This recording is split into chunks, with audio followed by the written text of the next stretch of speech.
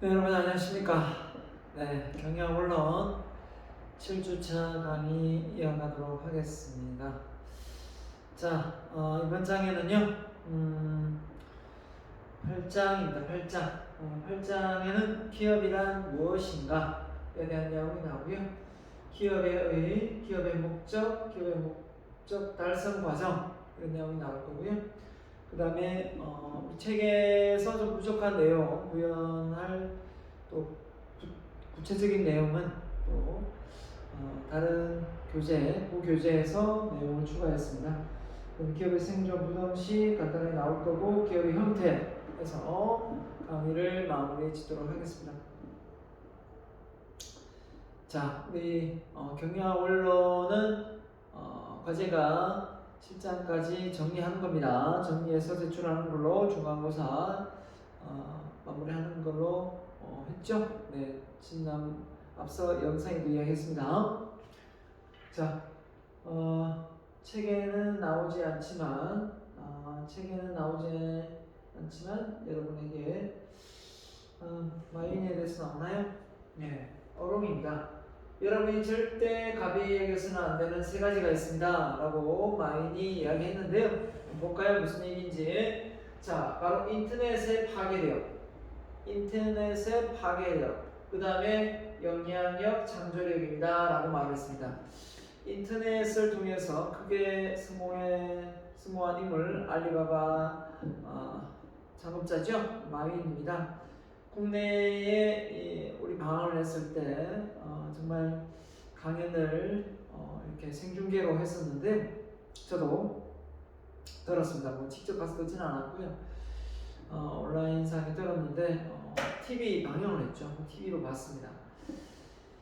상당히 마인드가 중국 사람이지만, 그죠? 우리가 중국 사람을 또 싫어하는 사람도 있을지 모르겠지만 마인드가 상당히 글로벌하고 혁신적이다 라는 생각을 했고요. 이분이 원래 이제 영어를 가르치는 교사였죠. 근데 교사보다 창업 쪽에 관심을 가졌죠. 창업 쪽에 관심을 가지고, 그 창업에 관심을 가지게 된 동기가 뭐냐면, 이분이 동기가 있더라고요. 중소기업이 대기업의 어떤 영향 그늘 아래 맥을 못 추고 많이 손해를 보는 걸 보고, 중소기업이 대기업을 이길 수 있는 방법이 뭐가 있을까 생각했던 게 바로 온라인 판매였어요. 온라인의 사업 비즈니스 모델이었는데, 이게 이제 초창기에는 상당히 일본의 손정희도 그랬지만 애로사항이 많았죠. 인터넷이 보급되고 인터넷상에서 사업을 한다. 사실 좀 말도 안 되는 소리죠. 그렇지만 이 사람은 그걸 기술력을 계속해서 성장시켰죠. 그리고 직원들이 그걸 믿고 다른 사람들에게는 엄청난 보수가, 인센티브가 주어졌고요. 그렇지 않은 경우는 이제 미친 사람이라 하면서 다 나가버렸죠. 그런 것처럼 기업가 정신이 아주 강했던 인물 중에 한 사람이 마윈이 아니었나라는 생각이 들고요. 마윈이 쓴 책 한번 읽어보시기를 저도 읽어봤습니다. 보기를 권합니다. 자, 마윈이 했던 어록 중에 뭐라냐, 자신의 능력을 의심해도 되지만 뭐라 했습니까? 신념은 절대 의심해서는 안 된다. 이게 무슨 말이냐, 능력보다 신념이 앞선다라는 게죠. 그것이겠죠. 능력은 뭐고 신념 뭐냐, 그냥 내가 예를 들면 운전을 잘한다, 운전을 할 수 있다라는 것보다 운전을 잘 할 수 있다라는 신념, 운전을 해서 면허증을 따는 것도 중요하지만 운전을 내가 안전하게 잘 할 수 있다라는 그 신념이 더 중요하다고 이야기하는 것과 똑같습니다. 그러니까 자기의 능력을 발휘하는 데 있어서 실력을 쌓기 위해서 에너지를 쏟는 것도 중요하지만 그 에너지를 끄집어낼 신념을 더 강하게 믿었던 거죠. 한마디로 자존감이 엄청나게 높았던 사람이라고 볼 수 있겠으며, 똑똑한 사람들은 그들을 이끌어줄 바보를 필요로 한다. 똑똑한 사람은 자신을 바보로 비유하면서도 결국은 왜 똑똑한 사람은 이제 밑에 참모진이 되겠죠. 결국은 그 바보가 진짜 바보가 아니라 말 그대로 혁신, 도전, 그죠? 실패를 두려워하지 않는 어떤 정신이 아닐까 생각합니다. 실제 내가 인생을 살아보니까요, 그걸 많이 느낍니다. 진짜 똑똑한 하버드대, 뭐 서울대 출신은 정말 누구 밑에 들어가서 일을 하지만 정말 좀 더 혁신적이고 도전적이고 모험적인 사람들은 앞장서서 합니다. 그 사람이 가방끈이 길든 짧든 상관없이 그런 걸 놓고 볼 때 참 인생은 흙수저로 태어났다고 해서 너무나 실망할 필요는 없습니다. 금수저가 아니더라도 괜찮습니다. 충분히 도전적인 정신 이게 좀 준비되어 있다면 충분히 여러분도 해낼 수 있을 거라 생각합니다. 성공은 당신이 얼마나 많은 일을 했는지가 아니라 무슨 일을 했는지에 따라 결정된다. 그래서 머리를 쓰라라는 머리를 쓰라. 바쁘게 하지 말고 머리를 써서 해라. 어떻게 하면 일을 좀 더 효율적이고 효과적으로 할 수 있는지를 해야지. 나는 열심히 했으니까 왜 좋은 결과가 안 나오냐 그런 말을 하지 말라는 겁니다.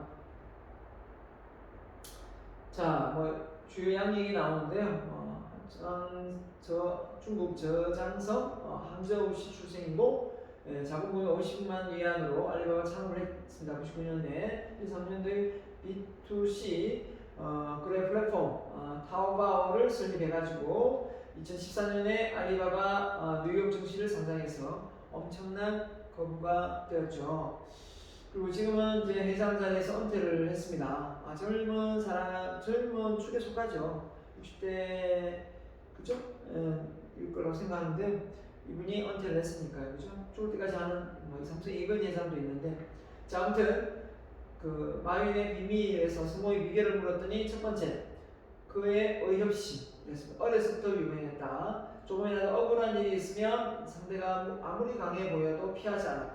자, 이게 의협심을 표현했네요. 이런 의협심은 그가 외부의 힘에 무너질 때마다 그를 다시 일으켜준 버팀목이었다라는 좀 치고는 못 사는 그런 성향이 있지 않았나라는 생각이 들고요. 그 다음에 귀에는 항상 불평하는 곳에 있다. 불평하는 곳에 있다.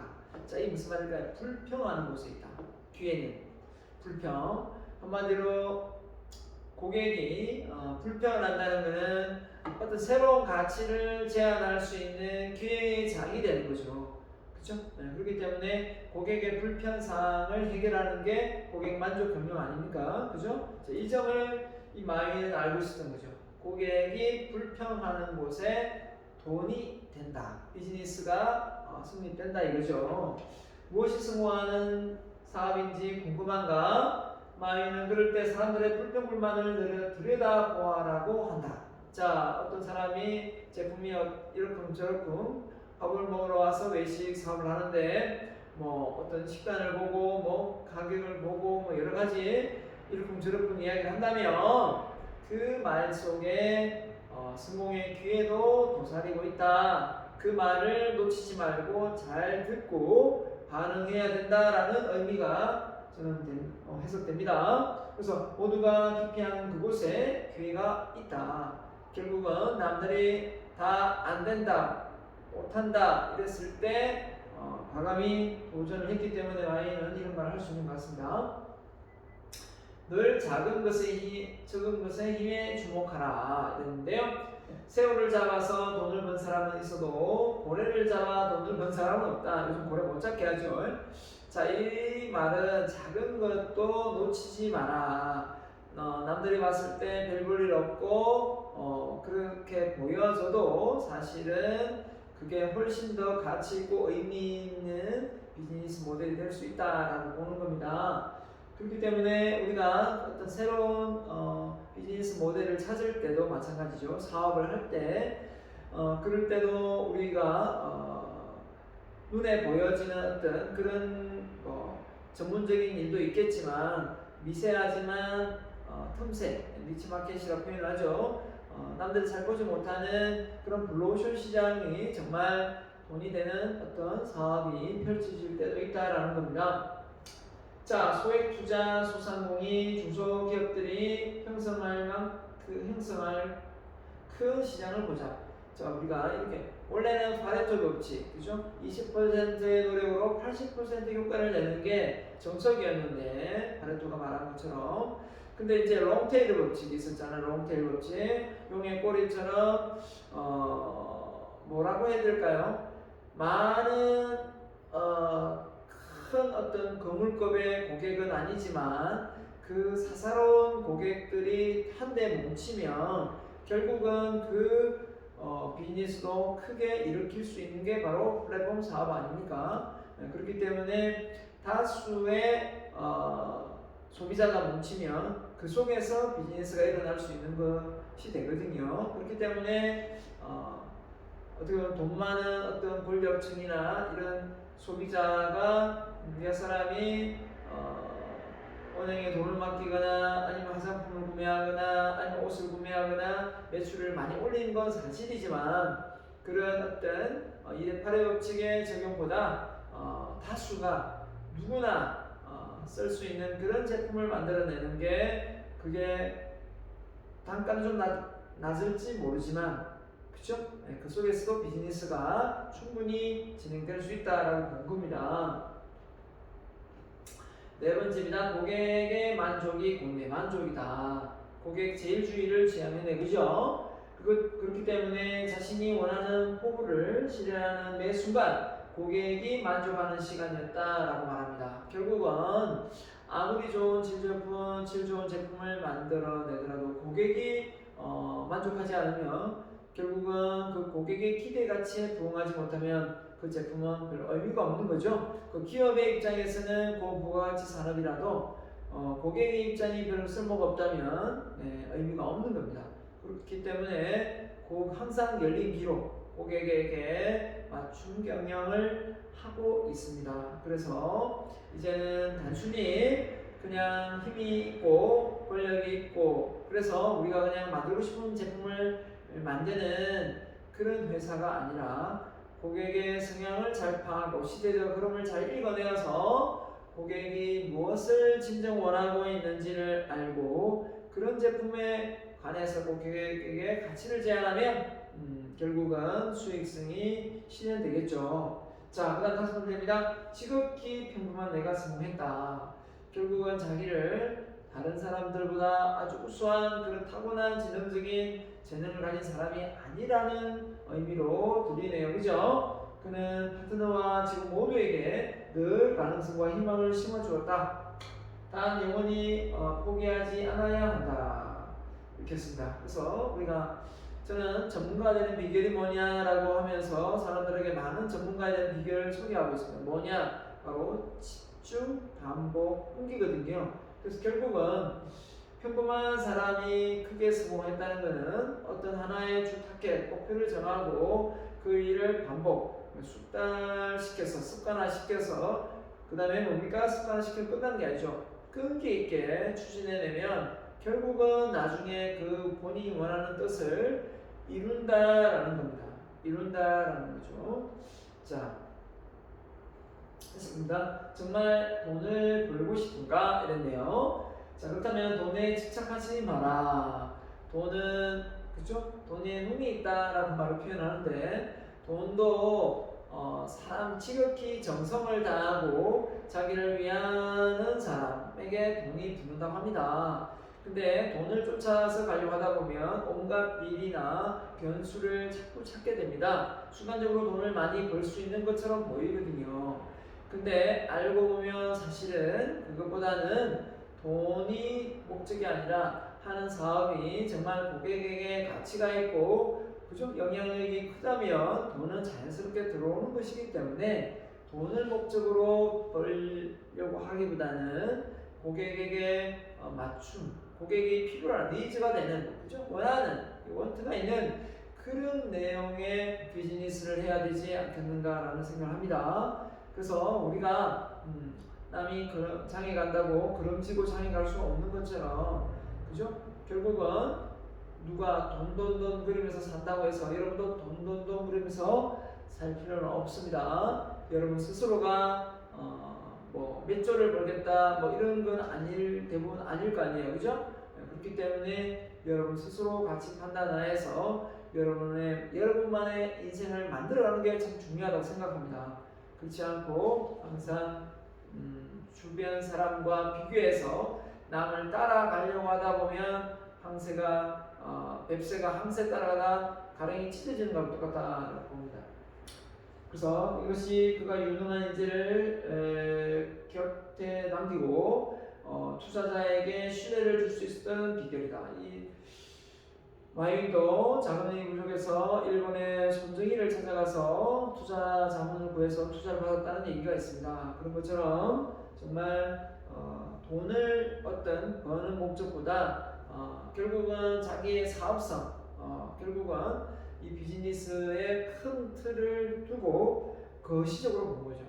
미시적인 돈을 당장 버는 거지만 거시적으로 보면 사회적인 기업, 또 일자리의 창출, 또는 사회의 환원, 그죠? 세금을 많이 내고 이런 기타 등등 어떤 내용을 더 공을 내세워서 앞장서서 가면 그에 따라서 돈도 어느 정도 많이 모이게 된다라는 겁니다.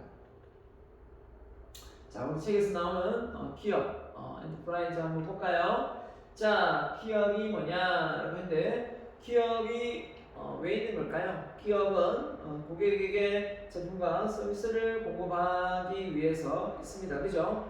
그러니까 원재료에서 기업이 들어가면서 그 기업이 부가가치를 만들어내죠. 결국은 더 좋은 질 좋은 제품과 서비스를 만들어내는 그 중간다리 역할을 하는 건데 결국은 그 기업이 어떤 목적으로 그 제품을 원료를 가지고 만드느냐 여기에 따라 달라지겠지만 미시적으로는 어떻게든 수익 창출이고 왜냐하면 원가 대비 재료비 대비 가격이 높아서 수익을 내야 되기 때문에 그렇죠. 근데 거시적으로 보면 결국은 기업이 수익을 내서 운영은 해야 되겠지만 궁극적으로 목적으로 보면 사회적인 기업 또 많은 영향력을 자부하죠. 자, 그 내용이 나올 거고요. 자, 인간의 필요와 욕구를 충족시키는 재화 용역과 같은 생활 자원을 생산하는 생산경제, 개별 경제 주체, 자기 책임화의 경제활동을 영위하는 단위에 해당한다. 그렇죠? 자, 그래서 생활 자원이 이용가는 소비하도록 분배하고 교환하는 활동한다. 소비하도록 분배하고 교환하는 유통하는 활동을 한다. 그죠? 그걸 이제 부가가치가 높게 만들어내니까죠. 제품을 기술력으로 인간이 필요로 하는 재화 서비스를 생산하고 유통시키는 기술적인 단위가 바로 기업이 되는 거고요. 그래서 기업은 일정한 사회적인 관계 속에서 존재하는 것이지 독립된 존재는 아닙니다. 그죠? 그래야만 뭡니까? 사람들과의 유대관계 속에서 그 기업의 브랜드 가치를 알고 또 제품을 믿고 구매할 수가 있겠죠. 그죠? 자, 그래서 기업이 뭐냐? 기업은 기업이 이익을 추구할 목적으로 제품과 서비스 생산, 마케팅 같은 비즈니스를 활동하는 생산경제 조직체다 라고 했고요. 기업은 정부와 가계, 그죠? 더불어 국민경제를 구성하는 개별경제의 한 단위이다. 맞죠? 기업은 정부, 가계와 더불어 국민경제를 구성하는 개별경제의 하나의 단위다. 기업이 없으면 역시 정부가 소용이 없고 정부가 또 가계를 잘 돌보지 않으면 안 되겠죠. 소비를 목적으로 소비자가 없으면 어떻게 되겠습니까? 가계의 소비를 목적으로 하는 소비 경제는 아니고 그 다음에 기업은 생산 경제입니다. 물건을 만들어내니까요. 그래서 생산 경제의 주체로서 생산 기능을 수행한다. 근데 최근에 이 가계가 이 소비자도 생산 경제를 하고 있기 때문에 엄밀히 말하면 이 내용 자체가 이미 좀 과거 얘기가 돌아가게 되는데요. 자, 기업은 생산 경제의 주체로서 생산 기능을 수행한다. 인간의 필요와 욕구를 충족시킬 수 있는 밸류, 가치를 창출하는 활동을 의미한다. 자, 여기서 말하는 가치는 뭐냐? 사용 가치와 효용 가치다. 예.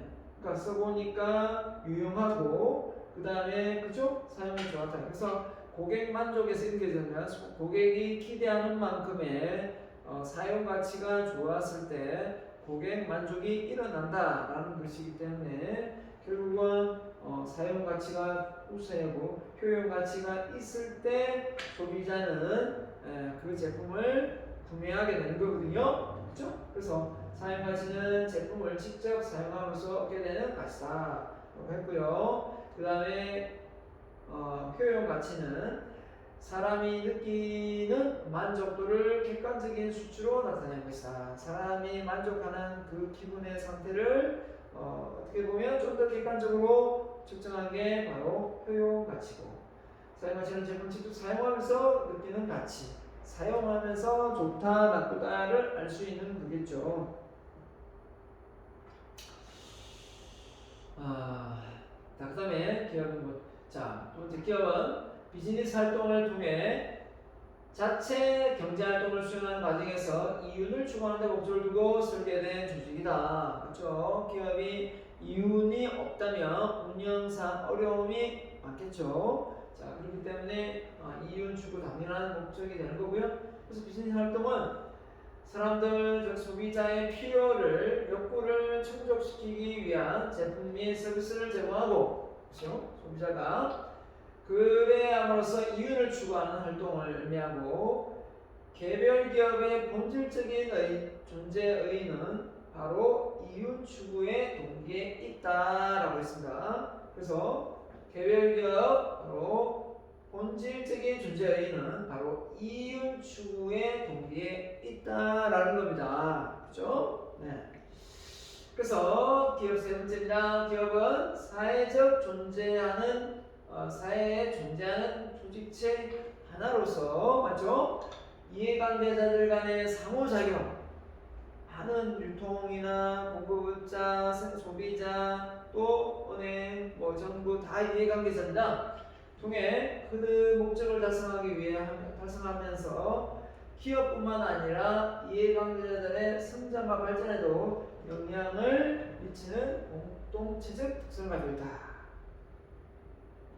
그렇습니다. 자, 그래서 한마디로 이야기하면 사회에 존재하는 주식체다. 기업이 혼자 잘 먹고 잘 돼서 성장하는 것이 아니라 많은 거래처와 경쟁자와 이런 사람들 간의 어떤 관계 속에서 이게 형성되는 거다라고 볼 수 있겠죠. 자, 네 번째, 그래서 계속 기업이다. 기업이 계속 기업이 되어야 되지 어느 날 한두 달 열심히 바짝해서 수익을 내고 사라지면 안 되겠죠. 그래서 기업 존재에 대한 사회적 요구, 또 정당한 승리는 한계 속에서 존속하고 성장하는 기업이 영속성이 있겠죠. 그래서 사회에 대한 욕구와 정당성, 공정한 겁니다. 정당한 것이 계속 존속하고 성장해 나갈 수 있습니다. 그래서 이런 사회적인 욕구와 정당의 어떤 한계를 보인다면 결국은 계속 기업은 단절되고 없어지게 되겠죠. 자, 그래서 부교재에 이런 내용이 나옵니다. 국민 경제를 구성하는 기본 단위로 기업의 개념을요, 생산 수단의 소유와 노동의 분리를 기초로, 노동은 분리시키고 생산 수단 소유, 자, 영리 목적을 추구하는 독립적인 생산 경제 단위를 이루고 있는 조직이다. 영리를 목적으로 하는 독립적 생산 경제 단위다. 제목을 하니까, 맞죠? 그래서 기업은 크게 공기업, 자, 잘 알죠? 영리기업, 외국은 대부분 영리기업이고요. 비영리기업은 학교, 종교시설, 병원 이런 게 있겠죠. 특정한 목적의 달성이 사회 공공재의 공정, 효율적인 조달을 배분하고, 기업 경영에서는, 그렇죠? 기업의 영리에서 영리기업은 기업 경영 관리 수익, 어떻게든 수익을 많이 창출하려고 하겠죠. 그죠? 네.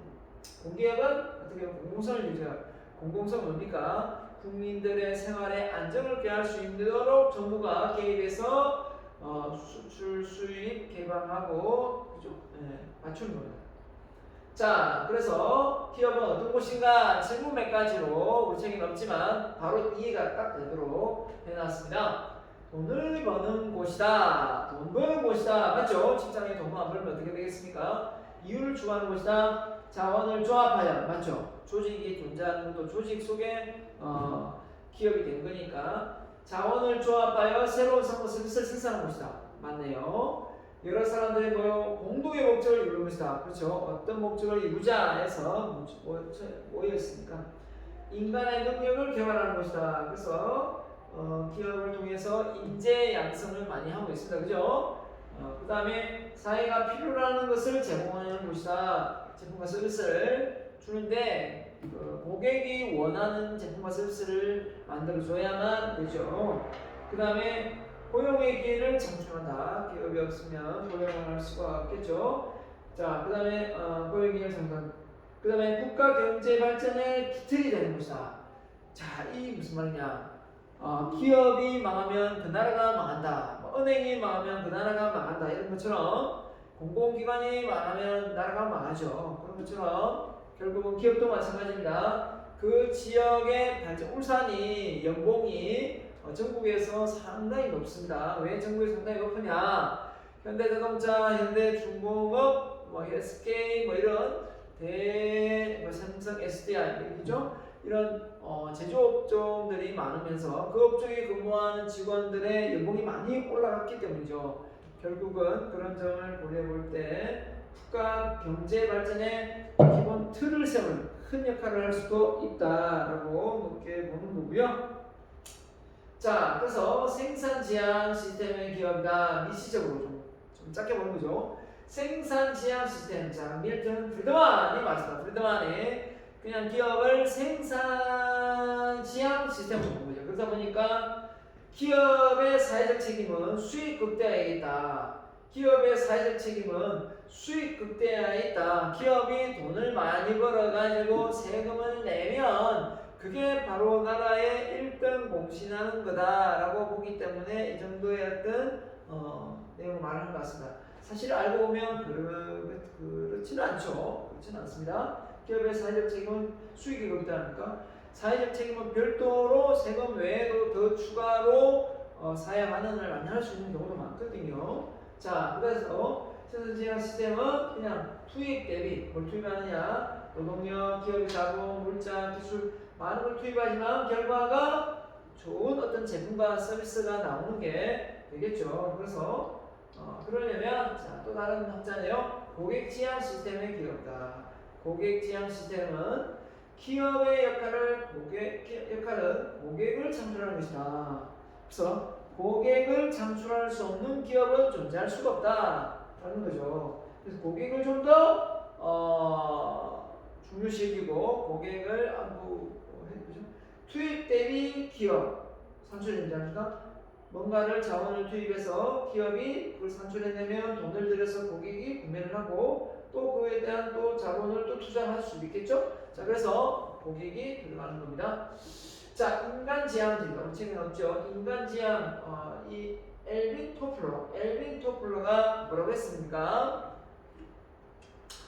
기업의 임무는 인간의 능력을 개발하는 것이다. 아까 인간 기업의 역할 중에 능력 개발 인간이 있었잖아요. 자, 임무는 인간의 능력을 개발하는 뭐가 좋은데 업무 생산성이 높아지니까요. 그죠? 자, 그래서 인간 지향 투입에서 기업인데 어떤 내용이냐라고 하더니 인재 개발이다. 근로자 능력 개발이다. 결국은 직원들의 머리가 좋으면 좋을수록 더 많은 아이디어가 나와서 기업을 생산시키고 발전시킬 수 있다라고 놓고 보는 거죠. 자, 우리 책에는 없습니다는 각 시대별 비즈니스가 활개를 쳤던 대표적인 미국 사례를 통해서 한번 보도록 하겠습니다. 자, 우리나라는 이 시대에 뭐 했는지 모르겠지만 일단 외국 사례에서 들어보았습니다. 자, 비즈니스 모델의 시대별 변화 가장 크게 핫 이슈화됐던 내용만 넣었습니다. 1950년대 가장 이슈화됐던 브랜드가 뭐냐? 바로 자, 맥도날드가 1950년 우리나라 그죠? 6.25 때네요. 자, 좋습니다. 두 번째 1960 1960년대 가장 활기를 펼쳤던 사업 모델 뭘까요? 빠밤 뭘까요? 바로 60년대는 바로 월마트 대형 할인점이 활개를 쳤던 곳입니다. 그죠? 자, 그 다음에 1970년대 빠밤 70년대는요 바로 뭘까요? 바로 페덱스 물류 수송 관련 쪽에 가장 큰 이슈가 되고요. 1980년도에 가장 또 활개쳤던 그 비즈니스 모델은 바로 80년대는 바로 델 컴퓨터가 칩체만 하다가 이 델 컴퓨터 대량 생산을 해내면서 엄청난 수익을 냈습니다. 그죠? 그 다음에 90년도에 인기를 끌던 대표적인 사업 모델은 바로 아마존닷컴하고 이베이다. 자, 여러분, 아마존이 처음에는 뭘 팔았다고요? 원서책을 팔았습니다. 그 이후에 계속 성장해서 정말 이제 아마존은 전 세계적으로 알아주는 곳입니다. 자, 그 다음에 2000년 들어서면서 가장 또 핫한 인기 있는 기업 사업 비즈니스 모델은 바로 마크 주커버의 페이스북입니다. 처음에 페이스북을 통해서 사람들과의 관계를 맺고 이렇게 서로 이야기도 하고 참 좋았는데, 아니 이렇게 해가지고 무슨 페이스북 마크 주커버 돈을 번다는 거지. 처음에는 이해를 못했어요. 정말 이해를 못했거든요, 많은 사람들이. 그러다가 페이스북에 사람들이 하나 둘씩 가입하고, 그죠? 그렇게 되다 보니까 나중에 알고 봤더니 그 페이스북에 사람이 많이 모이니까 광고 회사들이 새로운 돈 들고 와서 내가 광고 좀 하겠다, 뭐 스폰을 하겠다 이렇게 되는 거죠. 결국은 사람이 많이 모이는 게 할 수 있는 페이스북 프로그램이잖아요. 내가 몰랐던 친구처럼 찾을 수 있고, 페이스북에 있는 사람들 전혀 모르는 사람들 클릭해가 친구 당신하고 난 친구 되고 싶어요. 상대방이 안 받아주면 어쩔 수 있겠지만 그렇게 공부를 바로바로 할 수 있기 때문에 상당히 하버드대 다니면서 이런 아이디어가 샘수 좋다, 대단한 인물이 아닌가 생각합니다. 그 다음에 2010년도에 가장 또 핫한 비즈니스 모델은 뭘까요? 바로 에어비앤비. 자, 에어비앤비가 뭡니까? 말 그대로 각 지역의 빈 방을 임대해줘서 거기에서 다시, 그죠? 임대를 해주는 그 역할, 중개 역할을 해주면서 돈을 버는 거죠. 자, 결국 플랫폼 사업인데 이 아이디어가 어떻게 이렇게 우리나라는 그렇게 빛을 못 봤어요. 왜냐하면 우리나라 정서상 전혀 인맥도 없고 모르는 사람한테 빈 방이 있더라도 그 방을 내어주고 하는 어떤 그런 여유가 없고요. 그리고 우리나라는 좀 보호구역주의 강하죠. 그렇게 되면 여관이나 또는 모텔이나 또는 호텔이나 이런 데서 이런 상황이 되면 큰 타격을 받는다 해서 정부가 그러면 좀 보류를 하자 해서 못 들여놓게 한 거죠. 그러면서 생긴 게 뭐 게스트하우스, 그죠? 게스트하우스 비용이 아주 저렴하죠. 일반 것보다. 그 안에서, 그죠? 이렇게 되는 겁니다.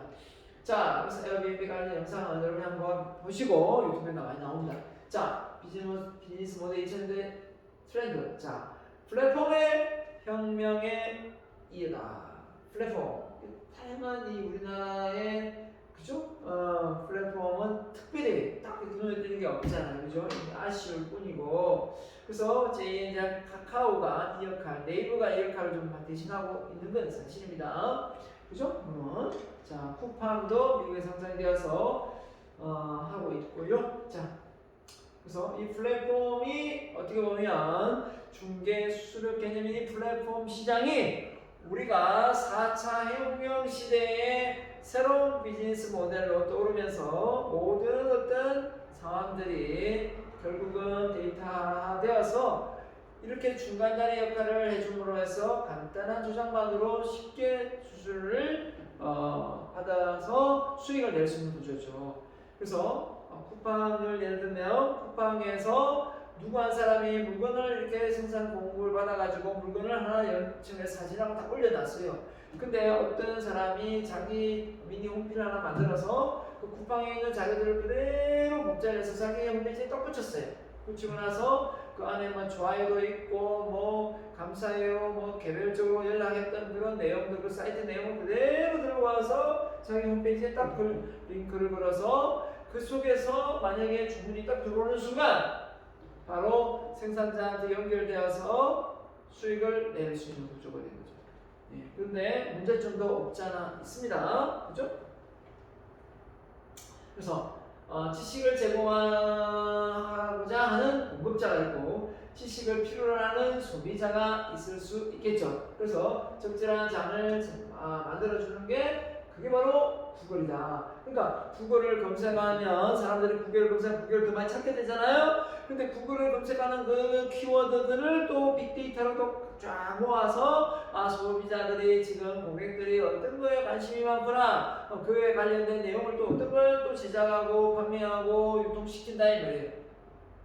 꼭 먹고 알 먹고죠. 그죠? 그럼 더 많은 또 구글에 또 사람들이 좀 들어오겠죠. 또 찾아오면은 또 구글은 성장하고 발전해서 많은 광고 회사들과 연칭해서 또 수익을 많이 가져가겠죠. 이렇게 되는 겁니다.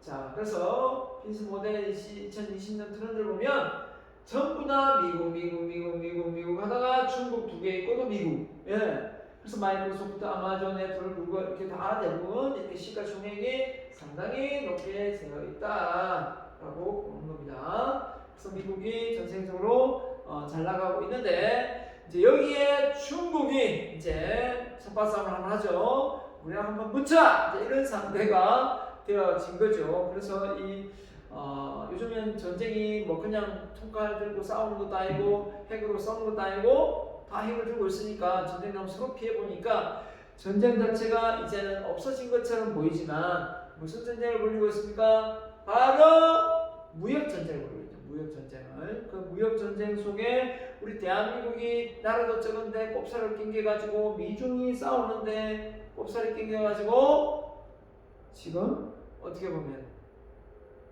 문재인 정부는 중국 편도 들고 자 북한도 많이 위해줬는데 보따리 싸주고 했는데 이 공화당인 트럼프가 그저 당선이 되어서 뭐 약간 또 이런 어떤 덜렁덜렁 이런 어떤 마인드 속에서 김정은 보고 내추리도 하고 막 이렇게 하다가 그저 김정은 만나가지고 하다 아무 결과도 없고 그죠? 네, 뭐 탄소, 뭐 매출가스 우리 탈퇴한다고 하고 막 그죠? 인종 차별도 하면서 뭡니까? 이민족 뭐 다 불려가게 하고 장백 쌓고 막 이러지 않습니까? 그랬던 그 미국이 쑥대밭이 됐던 미국이 또 민주당인 바이든 후보가 당선되면서 어떻게 됐습니까? 지금 판세가 완전히 체계적이고 세계적인 보안관 역할을 하려고 신사적으로 하려고 하고 있습니다. 자, 그래서 우리가 눈치를 보게 되죠. 일본하고 별로 안 친한데 자꾸 일본하고 손을 잡고 북한과 중국을 견제하자. 그런데 대한민국은 이미 중국하고 친하고 북한하고 친한데 자꾸 미국이 와가지고 손을 잡고 하니까 이거 어떻게 되는가 싶죠? 네, 그런 판세입니다. 지금 외부의 어떤 그 환경 변화를 보면. 네, 그러나 아직 우리는 자유민주주의 국가고 공산주의가 아니기 때문에 당연히 미국과 손을 잡아야 되는 거죠. 그렇다고 미국이 무조건 다 잘한다는 아니지만 그래도 지금의 상황에서는 그게 우리의 한반도의 안정과 평화를 유지하는데 가장 급선무가 아니겠는가라는 생각을 합니다. 만약 중국과 손을 잡고 북한하고 같은 한패가 돼가지고 그죠? 이게 적이 된다면 대한민국이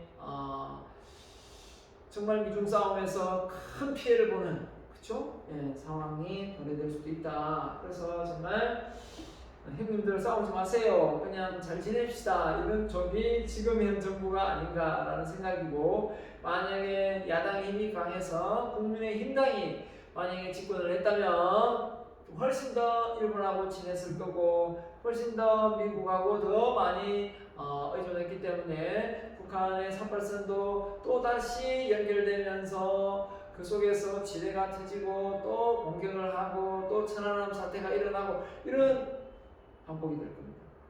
결국은 정답은 없는 것 같습니다. 정답은 없는데 명답은 있는 것 같아요. 명답은 그래서 결국은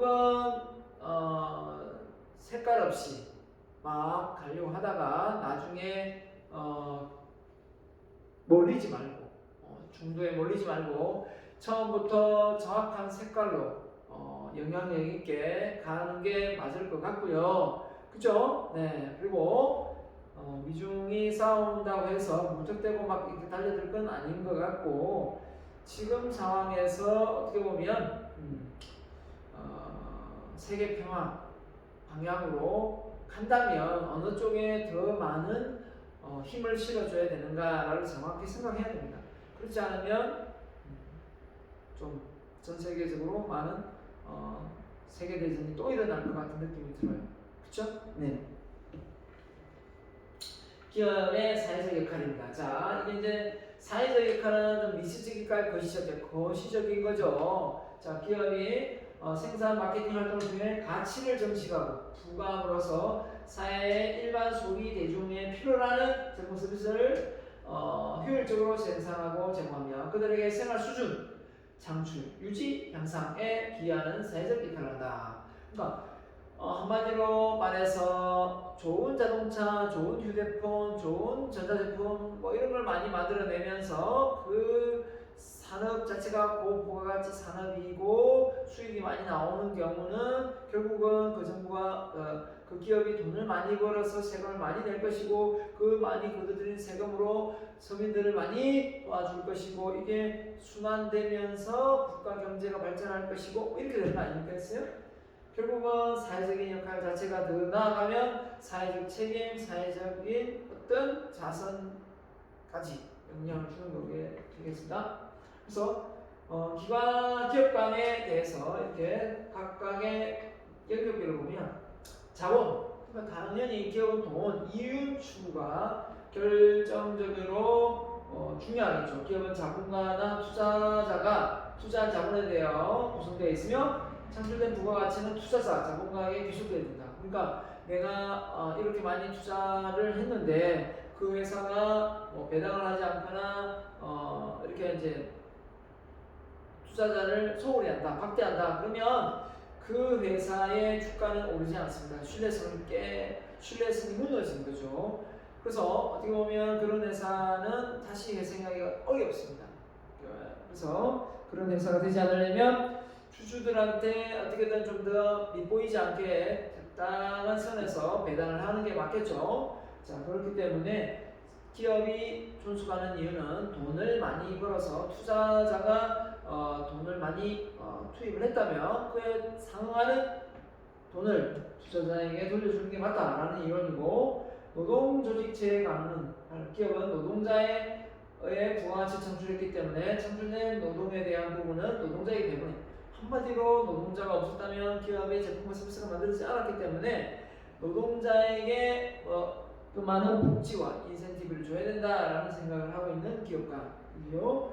그다음에 기업 공동체, 이게 가장 대표적인데 기업은 자본 노동으로 구성되어 있는 창출된 부가가치는 자본가, 투자자, 노동자에게 배분돼야 된다. 맞죠? 골고루 배분돼야 되는 거 맞고 협동적 생산 실체관. 기업은 소비자, 종사자, 종업원, 원재료 공급자, 기업 활동에 참여하는 모든 이해관계자들의 협업을 통해서 부가가치를 창출했기 때문에 창출된 부가가치는 이들에게 모두에게 배분돼야 된다. 그래서 어떻게 보면 현대자동차가 많은 밴드사들의 힘을 통해서 자동차 생산됐음에도 불구하고 현대자동차의 1차 밴드, 2차 밴드, 3차 밴드 내려가면 갈수록 임금률이 떨어지거나 복지가 낮아지거나 하면 정직원과의 격차가 심해져서 결국은 자동차를 만드는 데 다 공헌했는데 누구는 그죠? 많은 수익을 가져가고 누구는 수익을 못 가져가는 이런 상황이 발생되면 안 되겠죠. 자, 그래서 우리가 여러분 스스로가 인생을 살면서 부가가치가 높은 사람이 되려고 노력을 해야 되겠죠. 부가가치가 높은 사람이 뭐냐라고 본다면 나를 필요로 하는 곳이 많다. 또 내가 필요로 하는데 그 속에 가서 일을 했는데 그 일 자체도 부가가치가 높은 일이다 이렇게 되겠죠. 그래서 그런 일을 찾으려고 하다 보니까 우리가 머리 쓰는 일, 요즘 같은 AI 관련 쪽에 업무를 하는 사람들이 상당히 연봉을 높게 측정해서 받고 있다라고 언론에서 보도가 되고 있습니다. 그래서 경영학과 출신들도 그런 분야에 진출해서 상당히 크게 성과를 내고 있다고 또 들었습니다. 자, 그다음에서 거시적 관점에서 기업은 긍정적 사회적 실생이다. 자, 기업이란 사회, 이거 부가로 나옵니다. 네, 부교재에서요. 자, 기업이란 사회 내에 제한된 자원을 가장 효율적으로 배분하고 활용하여 그 가치를 극대화시킴으로써 사회 경제 수준 향상에 이바지하는 것이다. 맞죠? 정말 기업이 좋은 제품, 질 높은 제품을 만들어내어서 국민들에게 싸게 공급을 한다면 이게 얼마나 국가적으로 크게 기여하는 걸까요? 자, 기업의 사회적 책임입니다. 기업과 관련된 이해관계를 소비자들의 윤리적인 기준에 부응하고 기대에 적합하여 사회 공동의 이익에 창출해 유익한 활동을 계획하며, 자, 기업 스스로 그냥 배당 많이 가져가서 그냥 이윤 배당 많이 안 주고 그냥 남겨놓다가, 그죠? 네, 그걸 다시 투자하고 싶겠죠. 사회적 책임을 반영하여 뭡니까? 궁극적으로 사회적 성과 공공의 이익에 공헌하는 것이다. 그래서 궁극적으로 사회의 성과 공공의 이익에 공헌하는 것이 기업의 사회적 책임이다 라고 보는 겁니다. 결국은 기업은 단순히 미시적으로는 돈 버는 게 일차적인 목적이지만 거시적으로는 이렇게 사회적으로 어떤 선을 또 공공의 이익을 대변하는 역할을 하게 되는 겁니다. 자, 그래서 사회적 책임의 범위가 경제, 법적, 윤리적, 사회적 공헌 이게 있었죠. 그래서 1차 이해관계 집단에 대한 이해 조정 책임, 그러니까 기업에 딸린 인터레스트 그룹이었는데 기업에 딸려있는 수많은 이해관계자 얼마나 많습니까? 그 사람들한테 인센티브가 가지 않고 이익이 배분되지 않는다면 기업은 독식을 하려고 하겠죠. 그죠? 그러면 문제가 심각해지는 겁니다. 자, 그 다음에 지역사회 책임입니다. 교통장애, 도로 손상, 대형 차가 고속도로에 많이 다니다 보니까 도로가 중간중간 파였어요. 그 파인 곳을 차가 지나가다가 핸들을 놓치거나 아니면 또 2차 사고가 이어질 수 있는 거거든요. 자, 이런 부분이 어떻게 보면 결국은 우리가 열심히 잘해서 우리가 수익을 냈다 하면 크게 할 말은 없는데 눈에 보이지 않는 기타 등등 수많은 혜택을 이 사회의 영향권에 있다면 다 누리고 있고 혜택을 받고 있기 때문에 결국 그 기업이 성장하고 발전하면 결국은 사회에 환원하는 범위가 넓어져야 되는 것도 당연히 맞는 거고요. 쭉 맞아요. 공장미와 지역사회 경관 파괴 방지 이런 것도 책임이 있습니다. 지역사회 하청 오염 방지 정말 중요하죠. 대량 신규 노동 이입의 방지, 그렇죠? 대량의 신규 노동 이입의 방지다. 그 다음에 노령자 해고 억제, 그죠? 예. 그 다음에 또 뭡니까? 상해자 가족에 대한 충분한 배려 이런 것도 있겠죠. 그 다음 뭐가 있을까요? 자, 그 다음에 세 번째가 종업원의 인간적인 만족에 대한 책임. 자, 말 그대로 경영 참여제도. 한마디로 종업원이 자기가 하는 회사에 그 경영에 본인이 몸담고 있으면서 참여하고 있다 그러면 정말 책임감도 강하고 직업의식도 투철할 텐데 다 자기만 쏙 빼고 결정 다 내고 나서 이렇게 해라 저렇게 해라 하면 자기의 의사는 전혀 반영되지 않는 곳에서 일을 하고 싶긴 하겠냐고요. 안 하고 싶겠죠. 그래서 경영 참가 제도가 잘 되어 있었고 복지 향상 제도를 도입하고 회사와 일체감을 형성하고 이들을 통해 그들의 인간적인 만족을 느낄 수 있도록 칭찬과 배려와 양보를 잘할 수 있으면 되겠죠. 네. 그 다음에 고객에 대한 국대 만족입니다. 자, 그래서 수익은 결국은 고객의 호주머니에서 나오는 것이기 때문에 고객의 불평, 불만을 어떻게든 없앨 수 있어야 되겠죠. 그래서 기술 혁신을 중심으로 한 영가 양질의 제품과 생산 제공, 무조건 싸다고 되는 것이 아니겠죠. 고객이 그 제품을 싼 거에 비해서 또 싼 만큼 또 어떤 가치가 있어야 되겠죠. 더 유효한 마케팅 기능을 수행함으로써 고객에게 서비스를 충실히 제공한다. 정부에 대한 책임 이행 충실. 정부가 또 기업에 요구하는 바가 많죠. 그래서 거래 관계 속에 불공정 거래하고 뇌물을 수정하면 안 되겠죠. 연계된 일체 법규를 준수하고 정부가 규정한 법규 내에서 성실히 수행을 해줘야 되지 않겠는가. 이것 자체가 벌써 기업의 사회적 책임을 도모한다 라고 보겠습니다. 그래서 6번째 이해관계자 또 나오네요. 채권자, 공급자, 그리고 공급자. 이 사람들도 다 투자를 하는 사람이죠.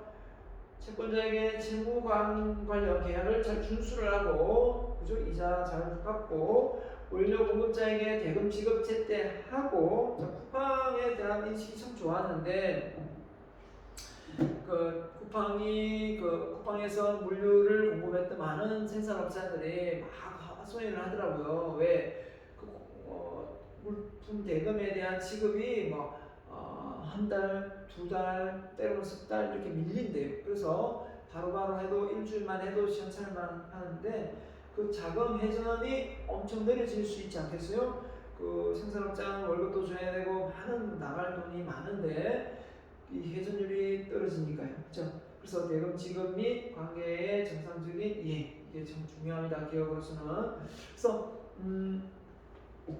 돈을 저는 잘 빌리지 않습니다. 돈은 은행 가면 빌리는데 여러분이 누구하고 돈을 빌려서 받고 주고 해보면 신뢰가 금방 드러납니다. 정말 앉아서 빌려갔는데 받을 때는 그죠? 내가 서서 받는 그런 느낌처럼 정말 이리 빼고 저리 빼고 도망다니면서 나중에 돈 몇 푼 안 되는 거 안 갚으려고 막 그런 사람도 있거든요. 그래서 그런 경우가 허다하게 많기 때문에 저는 형제지간에도 그렇고 친구지간에도 그렇고 동거래는 될 수 있으면 처음에 욕먹는 게 낫지 안 빌려주고 나중에 빌려주고 못 받으면서 계속 그 사람을 욕하는 것보다는 훨씬 더 처음부터 딱 자르는 게 저는 맞다고 봅니다. 그래서 저도 여러분이나 저나 그죠? 금수저로 태어나지 않았다면 은행에 돈 빌리러 가면 됩니다. 친인척들한테 가족들한테 빌려서 서로 사업 안 돼가지고 피눈물나게 하지 말고 여러분 스스로가 이 사회를 어떻게 지혜롭게 잘 헤쳐나가려면 은행하고 친해서 지렛대 원리를 잘 이용하면 되겠습니다. 자, 후계자 양성책입니다. CEO 임명 후 3년 내에 자기와 동등한 어떤 후계자, 그 이후의 후계자를 최소한 3명을 양성한다. 이 후계자를 잘 양성해야 기업이 계속 개혁 되겠죠. 자, 기업의 전속 및 사회 발전에 대한 책입니다. 공공성을 갖는 기업이 계속 개혁, 고잉 컨선 되는 거요. 발전한다. 그래서 공공성은 뭐냐? 말 그대로 어떤 기업 자체만 이익을 보는 것이 아니라 많은 이해관계자들이 좀 평등하고 동등하게 이익을 취할 수 있는 부분이 해당되겠습니다. 그래서 기업은 어떻게 보면 그 시적인 관점으로 놓고 보면 결국은 수익만 창출하고 끝내는 것이 아니라 뭡니까? 현대에서 뭡니까? 현대자동차에서 이렇게 자동차를 기프트카에서 선물로 이렇게 차를 빌려주고 또 활동하게끔 합니다. 저소득층, 취약계층 이웃들에게 자동차를 선물을 하고 또 맞춤형 지원, 산업 지원 시스템도 또 제공을 하고 있습니다. 그래서 이런 사회적인 기여가 기업의 이미지 가치를 올려서 기업의 브랜드 가치가 올라가고 결국은 그 회사의 제품이 어떤 것을 만들더라도 동등하게 그 회사를 믿고 고객이 구매를 하게 되는 겁니다. 그래서 결국은 이게 돈 나가는 거지만 이게 돈 나간다고 생각을 하지 말고 기업의 브랜드 가치를 올려주는 거다라고 생각하면 상호 윈윈 되는 것이고, 그죠? 이게 뭐 의무사항은 아니지 않습니까? 무조건 도와라 이건 없기 때문에 얼마를 도와라, 얼마를 매출액 대비 얼마를 내라 아직 그런 건 없습니다. 그죠?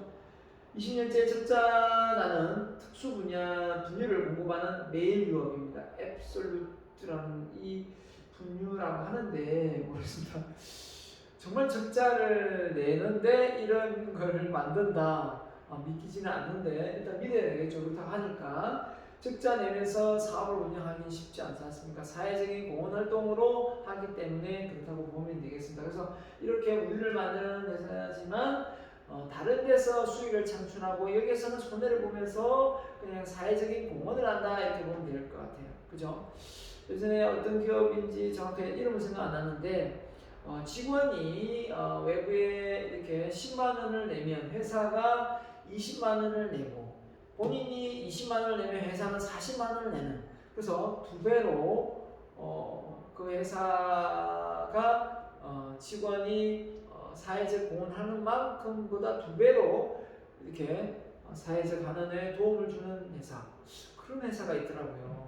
정말 대단한 회사 아닙니까? 존경받을 만한 회사 아니에요? 자, 이름을 까먹었어요. 자, 갑니다. 자, 부정적인 사회 시스템. 자, 우리가 기업을 놓고 보면 다 좋은 이미지만은 아니죠.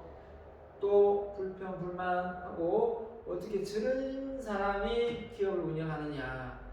정말 이번에 공공기업인, 그죠? 공기업이죠. 공기업인 이 LH가 이렇게 땅을 가지고 직원들끼리 자기들끼리 다 해먹는 그런 사태를 보면서 우리 사람들이, 많은 국민들이 정말 실망을 많이 했습니다. 그래서 이번에 보궐선거의 판세가 완전히 국민의힘당으로 완전히 다 쏠려버렸죠. 결국은 이런 기업도 마찬가지입니다. 기업도 한번 이렇게 잘못 신뢰를 형성하면 그 기업이 회생하는 데는 엄청난 시간이 걸립니다. 그렇기 때문에 기업은 어떻게 보면 영영 다시 일어서지 못할 수도 있어요. 소비자의 눈을 지면. 그래서 결국은 부정적인 사회 시스템을 없애도록 H사는 처음부터 안 해야 되겠죠.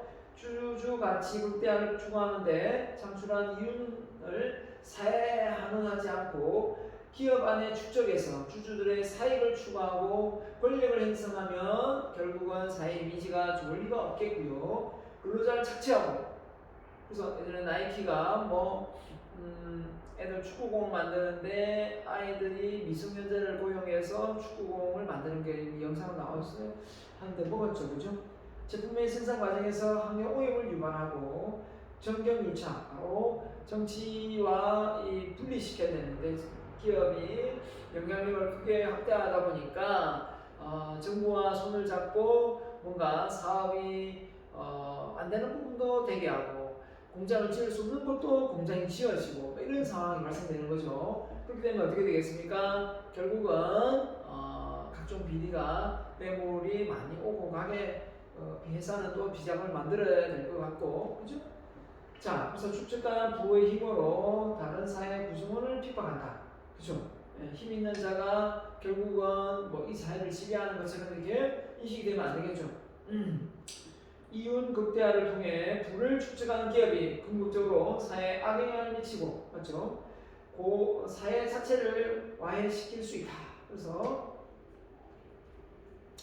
돈 많은 사람들이, 돈 많은 기업이 결국은 어떻다 이렇게 또 말이 나올 수밖에 없는 거죠. 자, 그래서 한번 볼까요? 부정적으로 이미지로 우리에게 확 박혀있는 바로 대한항공의 조양호 회장, 돌아가셨죠. 조양호 회장의 장녀인 당시 조연아 부사장이 뉴욕발 대항공 1등석에서 마카다미아를 꽁치째 가져준 승무원의 서비스를 문제 삼고 어떻게 했습니까? 이 땅콩인데 이게 이제 우리 일반 그 땅콩 그냥 까먹으면 되지만 이게 딱딱해가지고 이렇게 딱 이렇게 제끼는 도구가 있어요. 저는 이제 외국에 여행 가서 먹어봤는데 맛은 우리가 마트에 팝니다. 마트에 이렇게 통으로 팔아요. 통으로 팔면 그 동글동글하게 생긴 게 있죠. 그게 바로 이 땅콩입니다. 이 땅콩. 베트남 가면, 태국 가면 많습니다. 자, 근데 중요한 거는 이 땅콩 때문에 비행기가 해양을 했다? 자기가 하한다고? 말도 안 되는 소리죠. 지가 김정은이에요? 그죠? 네. 결국은 이런 걸 놓고 보면 결국은 재벌 기업들의 자제분들은 인성이 안 돼 있다. 이런 얘기를 우리가 많이 하죠. 역시 또 누굽니까? 조양호 회장의 차년, 당시 조현미 전무가 대한항공공사에서 광고 대행사 H사와 회의를 하던 중에 물이 든 유리컵을 바닥에 던지고 H사 직원들을 향해 종이컵에 든 매실 음료를 던져 난동을 부렸다고 합니다. 자기 마음대로 안 되니까 이렇게 물건을 집 던지고 정말 인간이 인간답지 못하다. 자, 그래서 이 부분의 원초적인 부분은 누구냐? 바로 엄마가 있다. 엄마가 바로 재벌의 갑질은 이 엄마가 문제입니다. 조양호 회장의 처 이명희 당시 1호 재단 이사장이 사가에 근무 중인 직원들에게 뚝배기, 화분, 접시 집어던지기, 소리 지르기, 욕하고 꼬집고 때리고 무릎 꿇리고 걷어차고. 야, 이 영상 있습니다. 그죠? 영상 막 서류 집어 던지는 거, 그죠? 공사장에서 있습니다. 참 대단한 인물입니다. 대단한 인물이에요. 자, 이름에도 불구하고, 그죠? 이게 참 대한항공이 우리 대한민국의 항공업계의 간판인데, 자, 이런 재벌들의 어떤 이 위에서 이렇게 군림했으면 그 밑에 있던 많은 종업원들이 얼마나 하사하게 웃고 이걸 했던 부분이 썬웃음이었겠어요. 그죠? 석소에 석소. 마음은 정말, 그죠? 감성 노동을 시킨 거죠. 감성 노동 완전히. 그렇지 않겠어요? 자, 그 다음에 또 누굽니까? 남양유업. 남양유업도 말이 많죠. 강제로, 그죠? 우유를 판매하게 하고 15년에 조모 씨가 마약 투약 혐의로 집행유예 됐는데 조모 씨는 황 씨 공모에 필로폰을 투약했다고 진술했고, 그때 경찰은 황 씨를 불기소 의견으로 검찰에 넘겼다. 검찰도 무혐의로 증언을 했다. 야, 왜 그러냐? 이게 재벌가의 어떤 자손이다 보니까 경찰도 이제 무서워하는 거죠. 야, 중앙지검 부장검사, 야, 우리 삼촌이랑 우리 아빠는 경찰청장이랑 다 알아. 이런 식으로 장난하냐? 개프야, 완전 친구야. 말도 안 되는 이런 마약하고 술 먹고 이렇게 헛소리하는 이런 자손들, 손녀들, 그죠? 결국은 우리 기업의 브랜드 가치를 완전히 퇴색시키고 있지 않나라고 생각합니다. 자, 그럼 여기까지 하고요. 기업의 목적과 목적 달성은 다음 시간에 이어서 하도록 하겠습니다.